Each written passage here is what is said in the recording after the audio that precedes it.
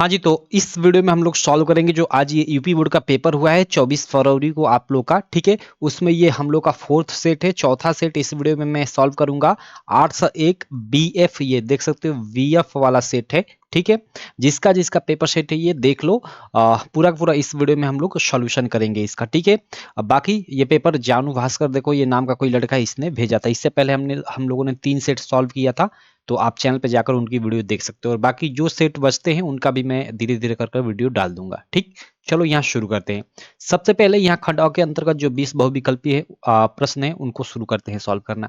पहला क्वेश्चन है कि रानी केतकी की कहानी के रचनाकार। तो भाई सीधे सीधे बी वाला इंसान रखा। ये 12th में खासकर ज्यादा क्वेश्चन आता है, लेकिन 10th में भी डाल दिया है, चलो कोई दिक्कत नहीं। प्रश्न संख्या सेकंड है अजातशत्रु नाटक के लेखक जयशंकर प्रसाद, ठीक है। शुक्लयुग, थर्ड बोला है कि शुक्लयुग के आलोचना विधा के प्रमुख लेखक वो खुद ही आचार्य रामचंद्र शुक्ल हैं, ठीक।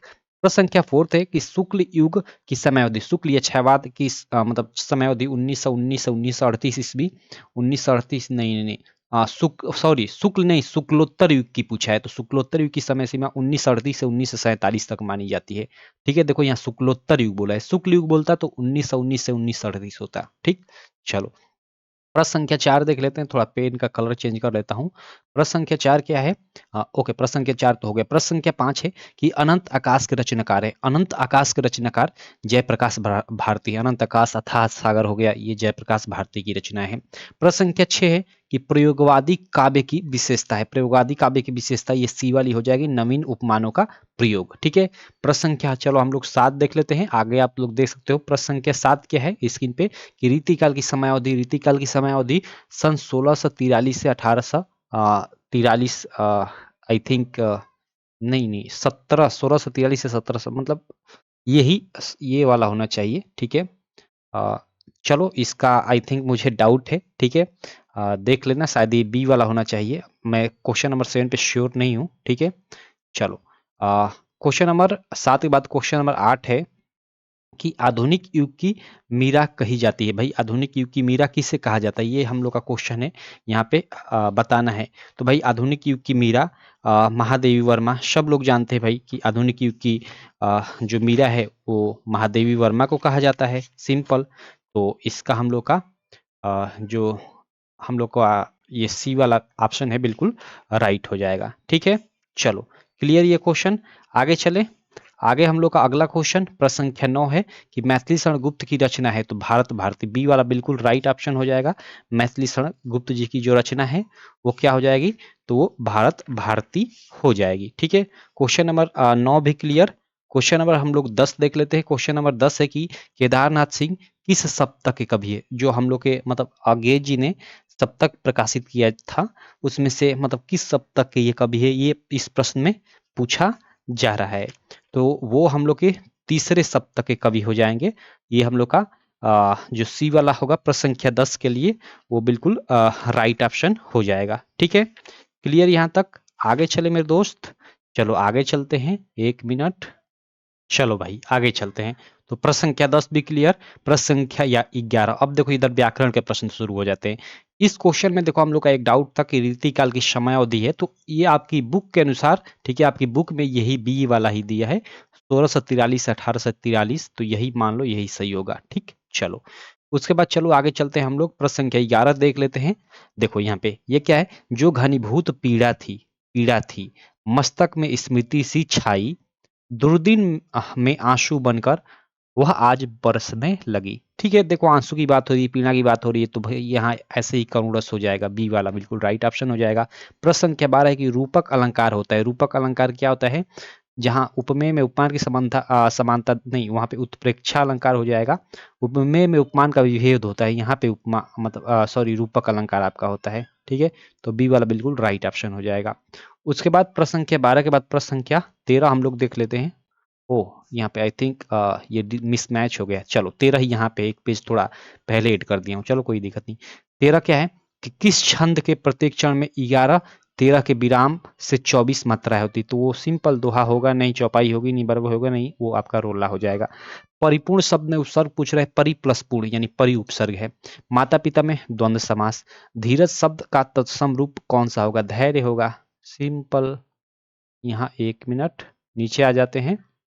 प्रश्न संख्या 17 तस्य शब्द में विभक्ति और वचन। तस्य तस्य आई थिंक ये बी वाला होना चाहिए, चतुर्थी विभक्ति एक वचन, ठीक है, तस्य तयो।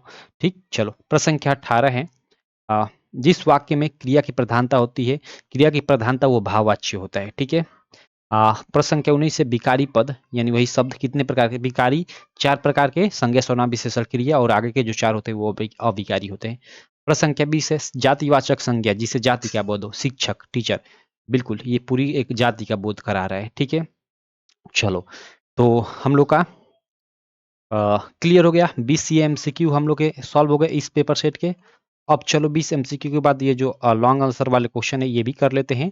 और बाकी मैं आपको बताना चाहूँगा हमारी एक ऐप है यूपीएमएसपी स्टडी कर प्ले स्टोर से इसे डाउनलोड कर लेना। ठीक है, आपकी स्टडी में काफ़ी हेल्प करेगी, और वहाँ एक अंतिम बैच है उसे भी अगर आप ज्वाइन करना चाहते हो तो कर लेना। ठीक है, मात्र 30 रुपये प्राइस है उसमें। उसमें आपको सारे आपके PYQ पेपर का एकदम अच्छे से PDF में सोल्यूशन मिल जाएगा। ठीक है, चलो आगे चलते हैं। प्रश्न संख्या वर्णात्मक प्रश्न में फर्स्ट आप जानते हो गद्यांश वाला प्रश्न है। ये स्वस्थ होकर मुगल, मुगल की बात आ रही है यानी ममता वाला। देखो यहाँ पे भी यहाँ से पहचान सकते हो ममता यानी जयशंकर प्रसाद जी वाले से ये गद्यांश है। ठीक है, ओके, ये थर्ड आ गया। सेकंड यहाँ पे इसका सेकंड का था वाला यहाँ पे देख सकते हो। अभी चंद्रमा की बात आ रही है तो भाई मतलब ये चंद्रमा की बात आ रही है तो चलो चांद पे चले। ठीक है, यहाँ देखो चांद चांद चलो चांद पे चले जो आपका चैप्टर है, चलो चांद पे चले, जयप्रकाश भारती जी द्वारा लिखित है। ये अथवा वाला गद्यांश वहां से आया है। ठीक, सेकंड प्रश्न पद्यांश देख लेते हैं। पद्यांश कहाँ से आया है, देखो मोर मुकुट की चंद्रकनी और राजत नंदन मनु शशि शेखर की एकस की शेखर सचंद सोहत ओदयपीठ प्रतिश्याम सलोने गात मणु निर्मणि सल्पा अथु प्रयोग प्रभात। ये वाला जो है ना ये रसखान जी द्वारा लिखित पंक्तियां हैं, रसखान जी द्वारा लिखित पंक्तियां हैं। और रसखान जी द्वारा आपका मतलब 2 सिलेबल आपके बुक में दिया हुआ है, एक भक्ति और एक नीति। ठीक है, तो ये जो सिलेबल है भक्ति वाले से है। ठीक है, भक्ति कविता शीर्षक से यह लिया गया है। चलो उसके बाद इसमें हम लोग जो इसका अथवाला है उसको देख लेते हैं। अथवाला देखो ये क्या बोला कि हे चीर महान यहाँ स्वर्ण रश्मि छू श्वेत भाल, परसा जाति रंगीन हास शैली बनता है इंद्रधनुष, परिमल मल मल जाता बताश, पर रागहीन तू हिम निधान। देखो हिम की बात आ रही है तो यहाँ से पहचान सकते हो। या चीर महान किसको कहा गया है, हिमालय को कहा गया है। हिमालय की पुकार जो आपका चैप्टर है, ठीक है, जिसको लिखा है महादेवी वर्मा ने, ठीक है, वहां से ये पंक्तियां ली गई है। चलो तो ये सेकंड प्रश्न भी हो गया। थर्ड प्रश्न देख लेते हैं भाई। थर्ड प्रश्न देखो यहाँ पे आपका मतलब हिंदी अनिवार्य संस्कृत, हिंदी में जो संस्कृत वाला पार्ट है जिसको अनिवार्य संस्कृत बोलते हैं उससे 2 यहाँ पे आपका गद्यांश पूछा गया है, और इसका हिंदी अनुवाद और संदर्भ लिखने को बोलता है जिसका 5 मार्क आपको मिलता है, आप सब लोग जानते हो। तो ये देखो इसमें जो ये वाला है ये चंद्रशेखर, देशभक्त चंद्रशेखर से लिया गया है। ठीक है, ये पहला वाला। और जो इसका अथवा वाला है देखो अस्माकम संस्कृति यानी ये भारतीय संस्कृति आपका चैप्टर है, वहां से ये लिया गया है। तो आई होप दोनों में से कोई एक आप कर लिए होगे। मैं आगे चलता हूँ। श्लोकों में अगर बात करें तो ये मरणम मंगलम बहुत मतलब मरणम मंगलम यत्र विभूचि विभूषणम कौपीन यत्र कौशयम साकाशी के नियत। भाई ये आपका जो वाराणसी वाला चैप्टर है वहां से लिया गया है। और ये आपका जीवन सूत्राणी, भाई जीवन सूत्राणी से तो हर एक अब तक जो भी सेट करा है हर एक सेट में यहाँ एक मतलब एक श्लोक आया है। और ये मतलब भारतीय संस्कृति से भी यहाँ एक मतलब ये गद्यांश आया हुआ है संस्कृत वाला।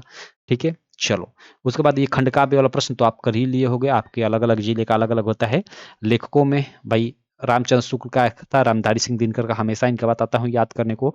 और कवियों में जीवन परिचय सूरदास जी का यहाँ पे फंसी गया है। ठीक है, हमेशा बोलता हूँ सूरदास, तुलसीदास, महादेवी वर्मा और एक सुमित्रा नंदन पंत, 4 लोगों का याद करने को बोलता हूँ और यहाँ पे फंस गया है।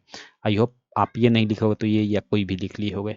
उसके बाद यहाँ पे देखो एक श्लोक लिखने को आया है। उसके बाद अपने जनपद में स्थित एक धार्मिक अथवा ऐतिहासिक स्थल का वर्णन करते हुए अपने मित्र को एक पत्र लिखना है। ठीक है, और उसके अलावा ये 4 प्रश्न दिए गए हैं, इनमें से किन्हीं 2 का उत्तर देना होगा। आई होप आप लिख दिए होगे जिसका 2 मार्क मिलेगा।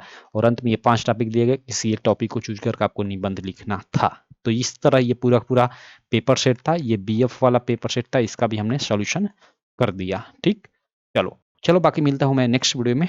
तब तक के लिए थैंक यू।